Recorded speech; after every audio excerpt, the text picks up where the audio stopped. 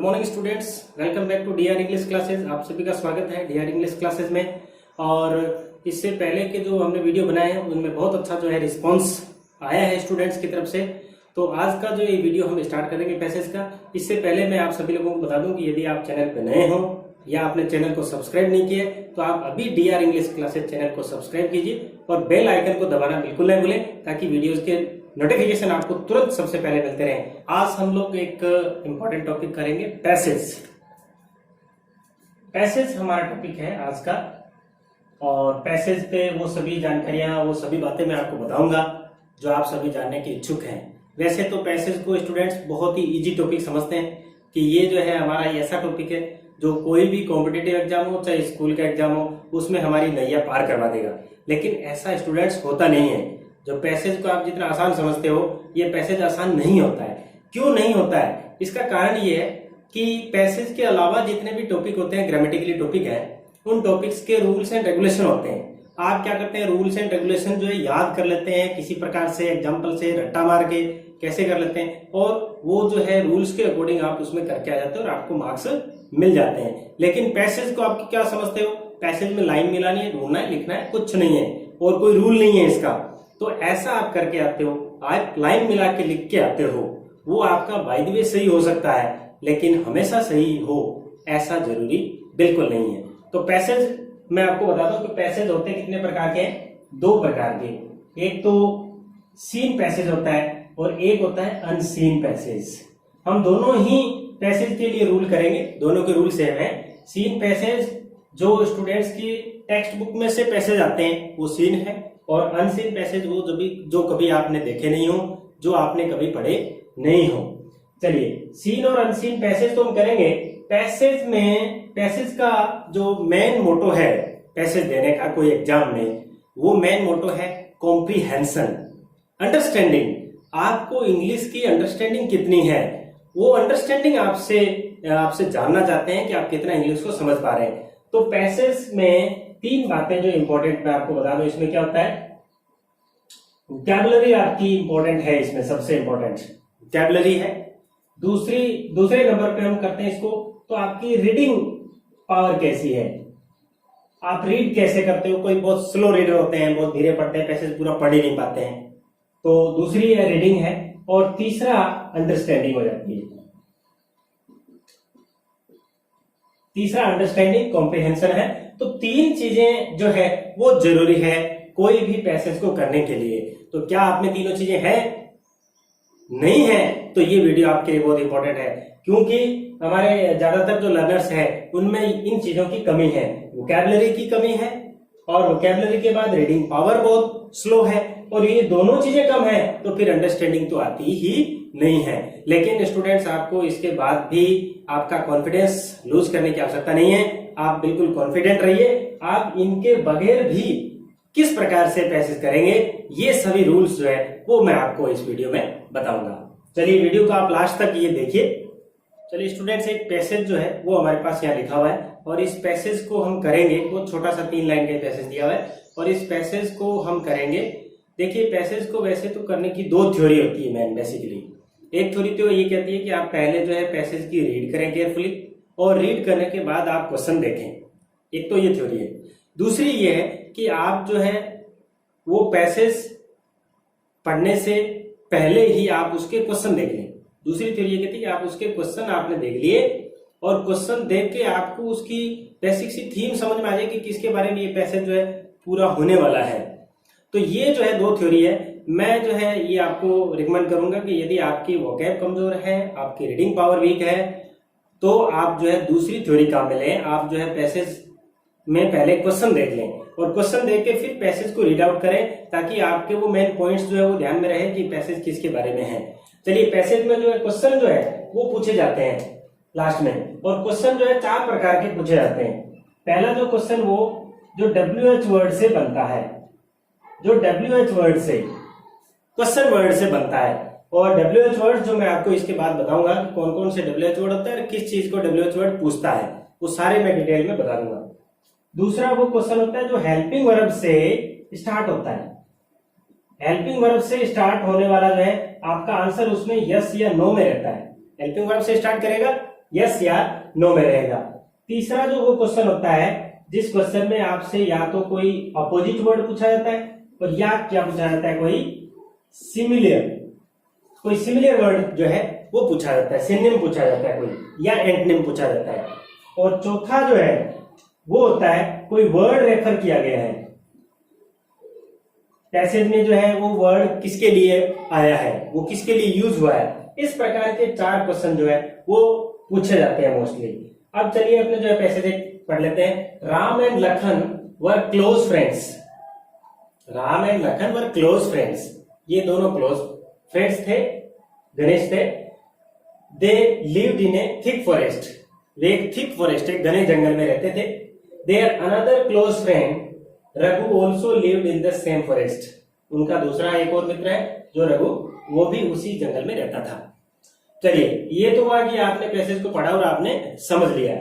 अब क्वेश्चन देखिए, who were close friends, close friends कौन थे। अब देखिए मोस्टली स्टूडेंट्स जो है वो लाइन मिला के करने वाले, मैं लाइन मिला के करने वालों के लिए बता दूं वो क्या ढूंढते हैं। दे वर क्लोज फ्रेंड्स, है ना, क्लोज फ्रेंड्स बोला, ये रहा वर क्लोज फ्रेंड्स, तो क्या कर देंगे, Ram and Lakhan were close friends, ये लाइन जो है उन्होंने उतार दी, Ram and Lakhan were close friends. तो क्या आपका आंसर राइट हो गया? नहीं हुआ। क्यों नहीं हुआ? Who were close friends, close friends कौन थे, राम, लखन और रघु, ये भी है ना। देखिए देयर अनदर क्लोज फ्रेंड, उनका एक और था, तो आपको इसमें क्या लिखना चाहिए, अंडरस्टैंडिंग से आपको समझना चाहिए था राम, लखन एंड रघु। देखिए लाइन से जो है आपका नहीं मिला, तो इसको इसे कहते हैं अंडरस्टैंडिंग, समझने के बाद। रघु वर क्लोज फ्रेंड्स, क्वेश्चन का बाकी पार्ट उतार देंगे। तो ये पहला समझ में आया आपको। दूसरा देखिए, how many friends were they. How many friends, how many का अर्थ होता है कितने, हाउ मेनी का अर्थ क्या होता है, कितने, ये संख्या के लिए होता है। हाउ मेनी फ्रेंड्स वर दे, कितने फ्रेंड्स थे। अब यदि समझ लिया आपने तो आपने लिख दिया उसमें कितने फ्रेंड्स थे, 3 फ्रेंड्स वर दे, या दे वर 3 फ्रेंड्स, ऐसे लिख सकते हैं। 3 फ्रेंड्स वर दे या दे वर 3 फ्रेंड्स। तो ये आपका दूसरा आंसर हो गया। Who lived in the thick forest, thick forest में कौन रहता था। यदि थिक फॉरेस्ट वाला आप देखें, इसमें लाइन मिला के लिखने से कैसे करते हैं, थिक फॉरेस्ट, आपने देखा ये रहा थिक फॉरेस्ट, तो आप क्या लिख देंगे, who lived in the thick forest. आपने लाइन मिलाई स्टूडेंट्स ने और क्या लिख दिया, स्टूडेंट्स लिखते हैं they lived in a thick forest. जंगल में कौन रहते थे, जंगल में वे रहते थे।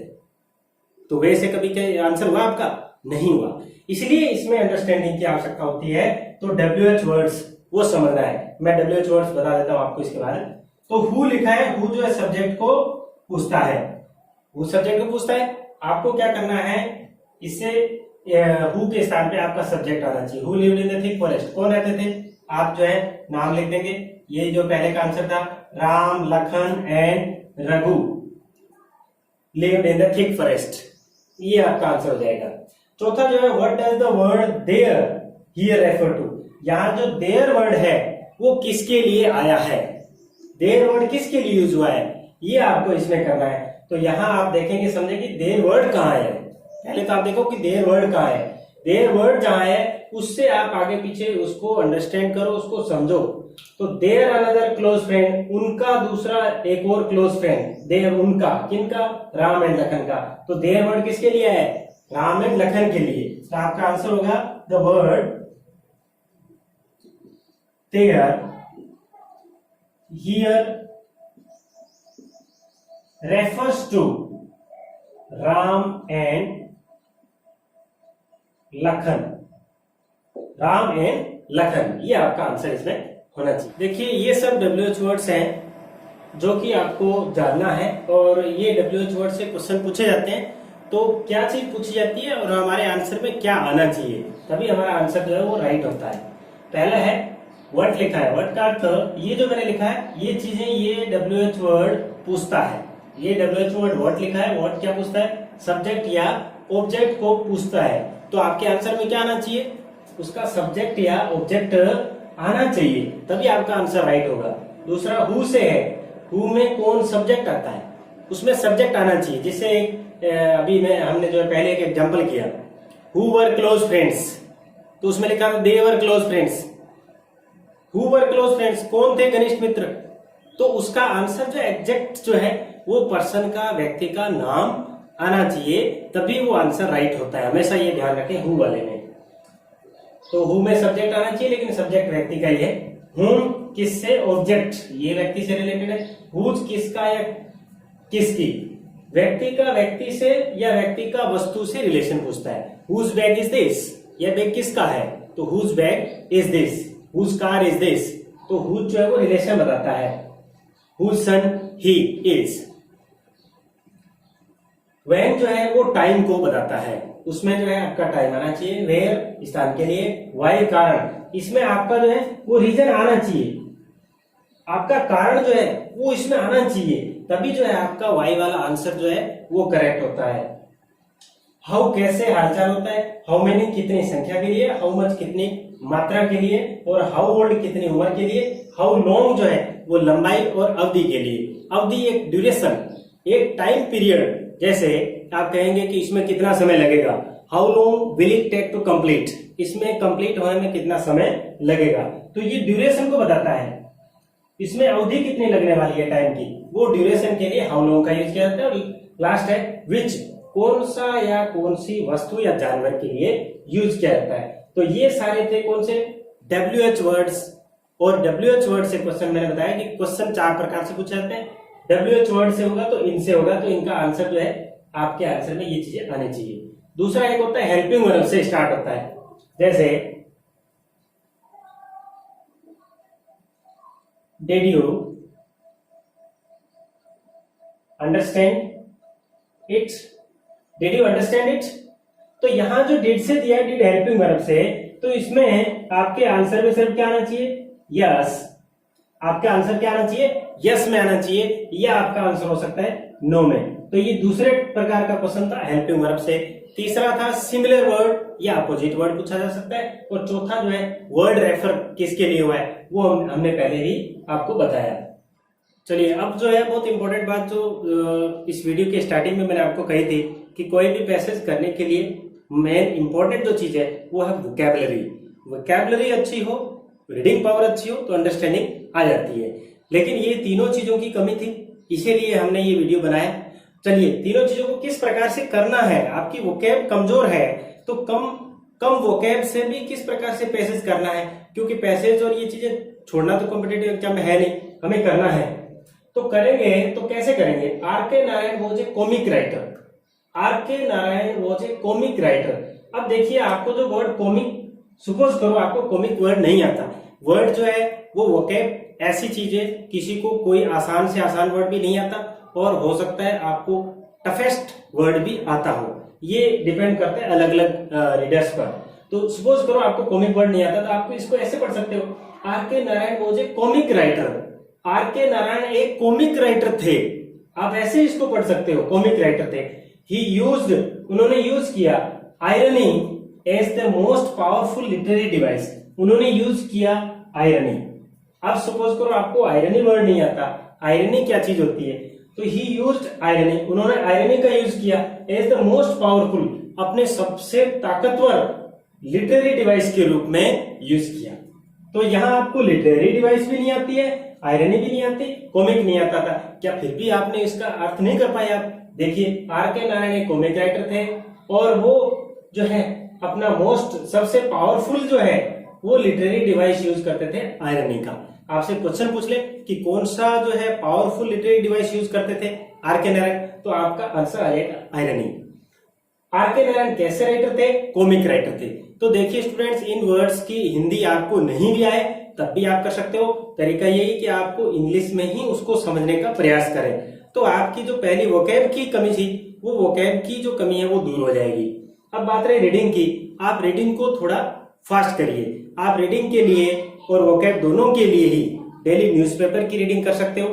न्यूज़पेपर से आप जो है इंग्लिश न्यूज़पेपर पढ़ें और उसके बाद हिंदी न्यूज़पेपर पढ़ें, मैं दोनों कहता हूं। इंग्लिश और हिंदी दोनों न्यूज़पेपर पढ़ने के बाद उसमें से आप जो वर्ड नोट कीजिए और उन वर्ड्स को उस सिचुएशन से कोरिलेट कीजिए। कोरिलेट करने से ही याद रहेंगे। आप डिक्शनरी लेके बैठ जाएं, रट्टा मारेंगे, कभी नहीं याद होगा। आप जो सिचुएशन से उसको रिलेट करो, वो याद रहेगा। आप जो न्यूज़पेपर पढ़ेंगे डेली का, एक तो न्यूज़पेपर जो है वोकैब को अच्छा करेगा आपको। अरे न्यूज़पेपर, और न्यूज़पेपर के अलावा आप जो है स्टोरीज पढ़ सकते हो। आप स्टोरीज की कोई भी बुक लेके आप स्टोरीज डेली की रीड कर सकते हो। स्टोरी के अलावा आप जो है कॉमिक्स पढ़ सकते हैं। आपको यदि इंटरेस्ट हो आप कॉमिक्स पढ़ के भी अपनी वोकैब को इम्प्रूव कर सकते हैं। इसके अलावा और भी तरीके हैं। आप इंग्लिश में इम्प्रूव करने के लिए आप कोई भी गेम की कमेंट्री भी सुन सकते हैं। आप क्रिकेट की कमेंट्री सुनते हैं, उसमें भी इंग्लिश आती है, तो वो भी आप सुन के इम्प्रूव कर सकते हैं। इंग्लिश मूवीज देख के भी। ये अलग अलग तरीके आपकी वोकैब को इम्प्रूव करने के। आप वोकैब को इम्प्रूव करने के बाद रीडिंग के लिए जो है आप स्टोरीज पढ़ें। आप जो है वो स्टोरीज पढ़े और न्यूज़पेपर्स, ये दोनों पढ़ेंगे तो आपकी रीडिंग जो है वो फास्ट हो जाएगी। आप जल्दी से पढ़ पाएंगे, क्योंकि टाइम शॉर्टेज होती है, कम टाइम में ज्यादा करना होता है। तो ये चीज मैं उम्मीद करता हूँ कि आपकी दूर हो जाएगी और उसके बाद जो है आप में अंडरस्टैंडिंग आ जाएगी। ये सारी कमियां दूर करने का हमने जो है प्रयास किया। आप लोगों को ये वीडियो कैसा लगा? आप लोग जो है जो नए स्टूडेंट्स हैं इस चैनल पे अभी तक जिन्होंने सब्सक्राइब नहीं किया, अभी आज ही चैनल को अभी सब्सक्राइब कीजिए और बेल आइकन को प्रेस करना नहीं भूलें, ताकि सभी वीडियोस के लेटेस्ट नोटिफिकेशन आपको सबसे पहले मिलते रहे। Thank you for watching.